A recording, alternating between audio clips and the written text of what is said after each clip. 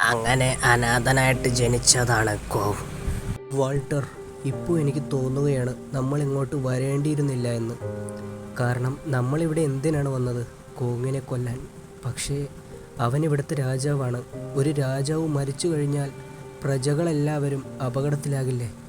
അവൻ ജനിച്ചപ്പോൾ തന്നെ അനാഥനായിരുന്നു. അവനൊരു മണ്ടനാണ് എന്നാണ് ഞാൻ വിചാരിച്ചിരുന്നത്.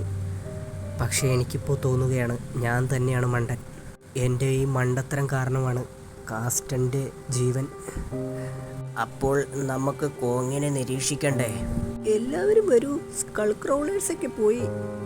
ഇല്ല വാൾട്ടർ, നമ്മൾ തിരിച്ചു പോകുന്നു. തയ്യാറായിക്കോളൂ.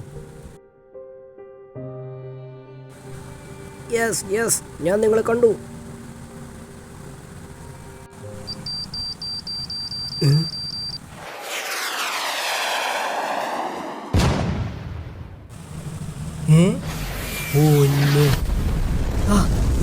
സെജൂഡോ, ആരാണിത് ചെയ്തത്? വാൾട്ടർ, നിങ്ങൾ എന്താണ് ചെയ്തത്? എവ്ലിൻ, എവ്ലിൻ, എവ്ലിൻ, എഴുന്നേൽക്ക് എവ്ലിൻ, എവ്ലിൻ.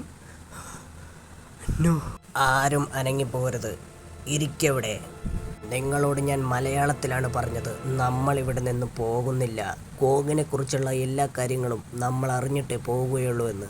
ആരോൺ, നിന്റെ ഈ എടുത്തുചാട്ടം കാരണം കൊണ്ട് ഇപ്പോൾ എവ്ലിന് മരിച്ചിരിക്കുകയാണ്.